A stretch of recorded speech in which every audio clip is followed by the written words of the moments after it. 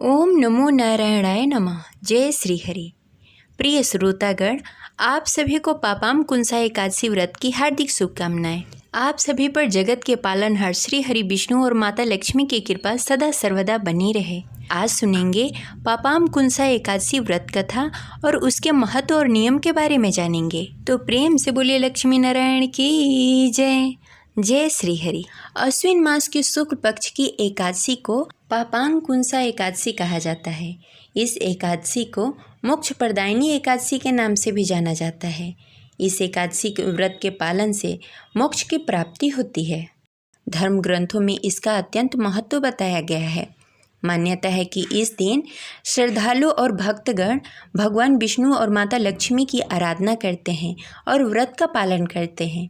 माना जाता है कि इस दिन व्रत करने से, भगवान विष्णु की पूजा आराधना करने से जातक के समस्त पापों का नाश हो जाता है और उसे मोक्ष की प्राप्ति होती है। ऐसा माना जाता है कि यदि कोई मनुष्य अनजाने में पाप कर बैठता हो तो इस एकादशी का व्रत करने से उसे उस पाप से मुक्ति मिल जाती है। साथ ही भगवान विष्णु की कृपा प्राप्त होती है।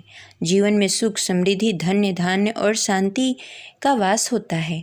पापाम कुंसा एकादशी पर किए गए दान पुण्य का विशेष महत्व होता है। इस दिन व्रत करने के साथ साथ गरीबों को अन्न, वस्त्र और ज़रूरत की वस्तुओं का दान करना चाहिए। इससे पुण्य फल की प्राप्ति होती है। हिंदू कैलेंडर के अनुसार शारदीय नवरात्रि के बाद विजयदशमी मनाई जाती है। उसके अगले दिन एकादशी तिथि पर एकादशी का व्रत रखा जाता है, जिसे पापाम कुंसा एकादशी कहते हैं।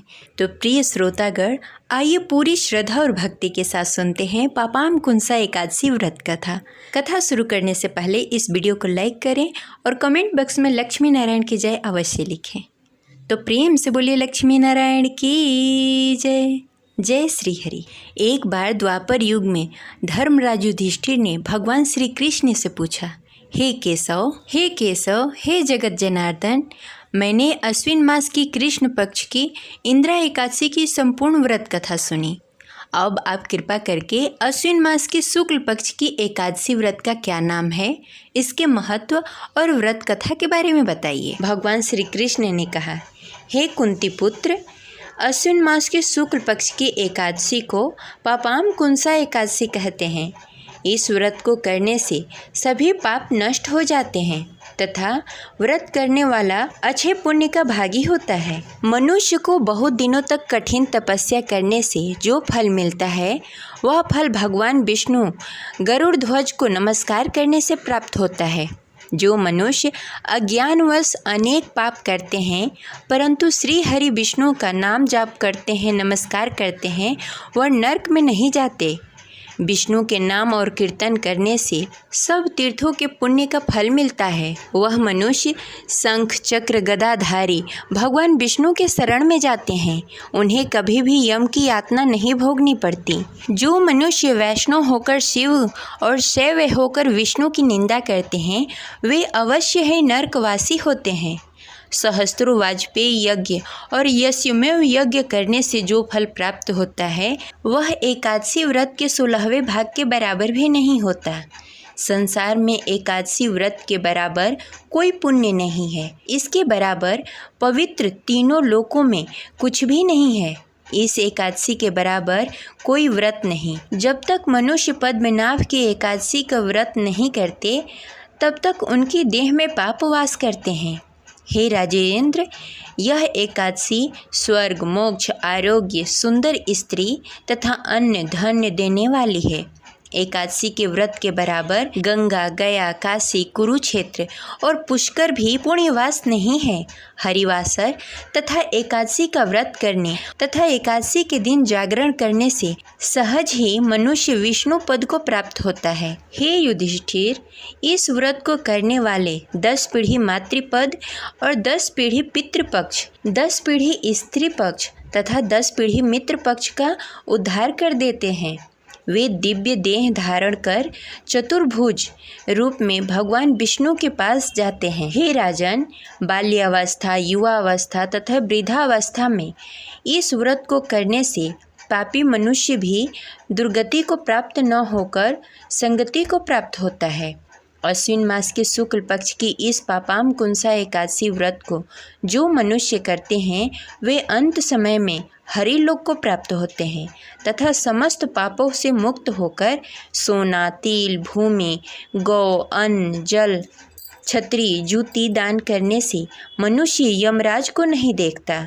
निर्धन मनुष्य को भी अपनी शक्ति के अनुसार दान करना चाहिए तथा धन वालों को सरोवर, बाग, मकान आदि बनवाकर दान करना चाहिए। ऐसे मनुष्य को यम का द्वार नहीं देखना पड़ता तथा संसार में दीर्घायु होकर धनाक्ष, कुलीन तथा रोग रहित रहते हैं। भगवान श्री कृष्ण ने कहा, हे जनार्दन, जो आपने मुझसे पूछा वो सब मैंने आपको बताया। अब मैं आपको इससे जुड़ी एक प्राचीन कथा सुनाता हूँ, ध्यानपूर्वक सुनिए। प्राचीन समय में विंध्य पर्वत पर क्रोधन नामक एक बहेलिया रहता था। वह बड़ा ही क्रूर था। उसका सारा जीवन हिंसा, लूट मार, मदपान और गलत संगति, पाप कर्मों में बीता था।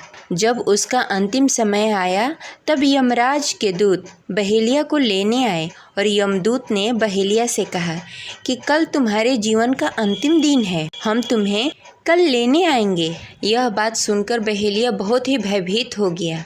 वह महर्षि अंगिरा के आश्रम में पहुंचा और महर्षि अंगिरा के चरणों में गिरकर प्रार्थना करने लगा, हे ऋषिवर, मैंने जीवन भर पाप कर्म किए हैं, कृपा करके मुझे कोई ऐसा उपाय बताएं जिससे मेरे सारे पाप मिट जाएं और मोक्ष की प्राप्ति हो जाए। उसकी निवेदन पर महर्षि अंगिरा ने उसे अश्विन मास के शुक्ल पक्ष की पापाम कुंसा एकादशी व्रत विधि पूर्वक करने को कहा।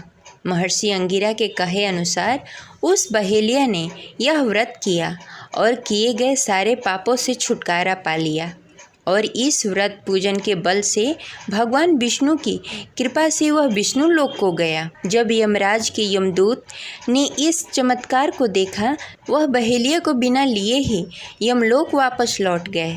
इस प्रकार यह पापाम कुंसा एकादशी व्रत कथा संपन्न हुई। तो प्रेम से बोलिए लक्ष्मी नारायण की जय। आशा करते हैं यह कथा आपको अच्छी लगी होगी।